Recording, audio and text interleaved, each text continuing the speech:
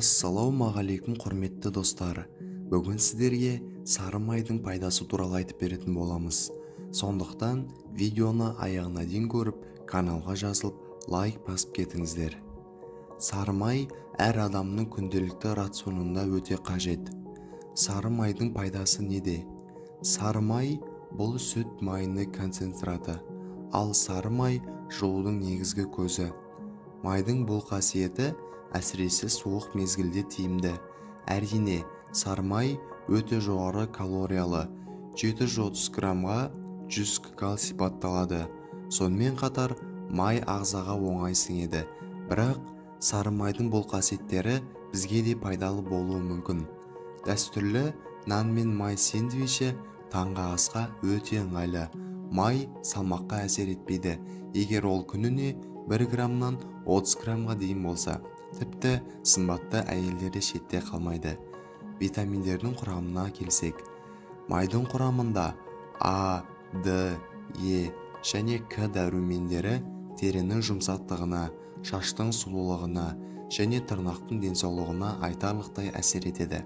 Мысалы, А дәрумені тек майлар мен өсімдік майларының арасында осы майда болады. Егер сіз 50 күн ішінде 1 грамм май тұтынсаңыз, көзіңіз бен сүйектеріңіздің денсаулығына кепілдік бере аласыз.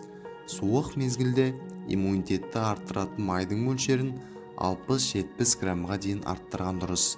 А дәрумені арқасында май тыныс алу мүшелерін іштен майлайды және жөтелдің жазылуын тездетеді.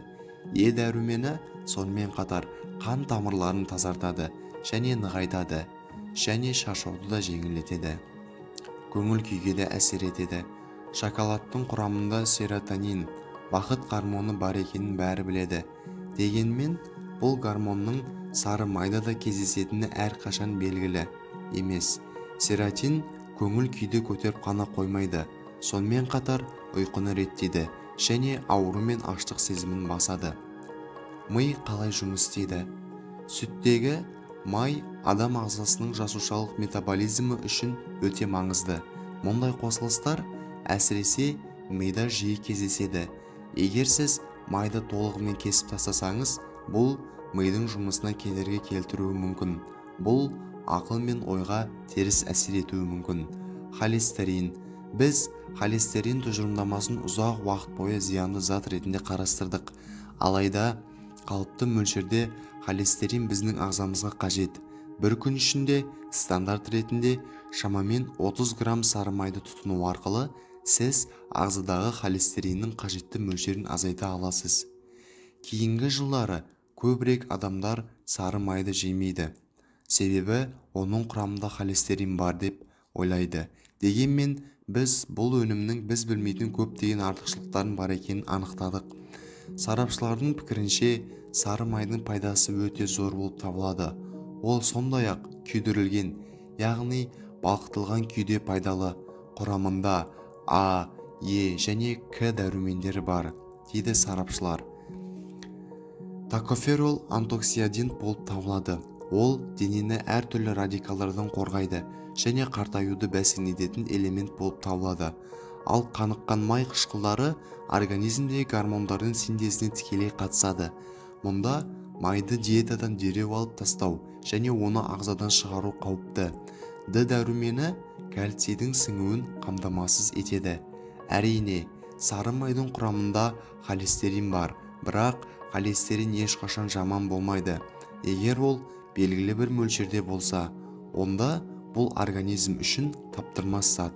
Холестерол жасуша мембраналарының қалыпты сіңу үлгісін сақтайды. Ол гормондардың синтезіне қатысады. Сары май өте қоректік, бірақ ол ағзаға оңай сіңеді және сіңу жылдамдығы жоғары болып табылады. Майды аш қарынға қолданған дұрыс. Егер сіз денеге талшықпен кірсеңіз, әсер үлкен болады. Көкөністерді ас көкпен араластыру керек. Дүкеннен сары май сатып алғанда қаптаманы мұқият қарау керек, дейді дәрігерлер. Егер ол жерде келегей деп жазылса, бұл таза майды білдіреді. Оның жанында эмульгаторы бар маргарин деп жазылған. Таза майдың құрамында май мөлшері 75,5, 82,5% құрайды. Төменгі сандар оның өсімдік және жануар майларының қоспасы екенін көрсетеді.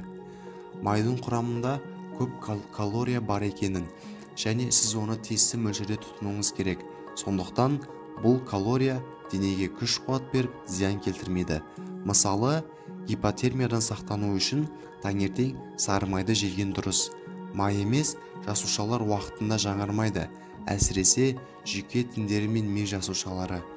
Баланың денесінде майдың жетіспеушілігі интеллектуалды қабілеттің төмендеуіне ғана емес, сонымен бірге ақыл-ойдың артта қалуына әкеледі.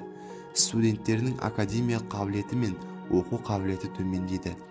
Сары май алмастырғыш, асқазан, ішек ауруы бар адамдар үшін зиянды, өйткені олардың құрамында инсулин деңгейін жоғарылатып қана қоймай, метаболизмді тежейтін трансфузиялық зат бар. Сары майды қалай таңдауға болады? Сары майдың сипаттамаларын айта кететін болсақ, мұндай сұрақтарға сондықтан қандай өнімді сары май деп атауға болады?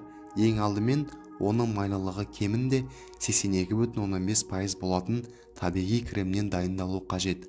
Майы аз немесе құрамында көптеген тағамдық қоспалар бар. Бұл маргарин, сары май емес, жайылатын май емес, басқа алмастырғыш болып табылады.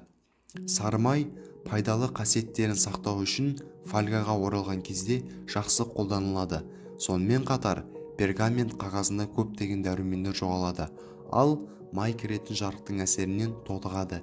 Егер сіз сары май сатып алсаңыз және үстіңгі қабаттың сары немесе қызыл сары түске боялғанын байқасаңыз, үстіңгі қабатты алып тастап қараймыз.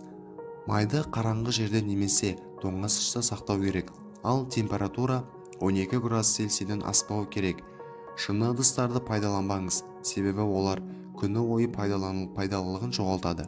Мысалы, пластмасса, керамика, фарфор және тағы басқа сияқты мөлдір материалдардан жасалған жақсы үй ыдыстарын пайдаланған жөн болып табылады. Майды майла және ащы тағамдармен бірге сақтауға болмайды. Ыдысқа салған май тек піскен табиғи болу керек, оны зақымдамайды. Екінші жағынан, тағамды майға қуырған кезде канцерогендердің бөлінуі басқа майлар мен майларға қарағанда аз болады. Дегенмен, тоңазытқышқа шамамен 1 жыл сақтауға болатын еріген сары май жұмыс істейді. Сіз еріген сары майды өзіңіз жасай аласыз. Сары майды жұқа болғанша мықтап қыздырыңыз және оны шамамен 30 минутқа қалдырыңыз. Ылғал буланып, сүт ақуызы қалқып кетуі керек. Содан кейін ақуызды алып тастап, майды сүзіңіз. Қорытындыға келетін болсақ, өнімнің өзі қауіпті болуы да мүмкін, бірақ адам ағзасының тепе-теңдігі бұзылған және шамадан тыс тұтылған кезде ол адам ағзасына зиянды болуы мүмкін. Сондықтан, құрметті достар, біз тек ақпараттарды айтамыз. Бұл ақпараттарды дәрігерлермен кеңесулеріңізді сұраймыз. Видео ұнаса, каналға тіркеліп, лайк басып, комментарий қалдырып кетіңіздер.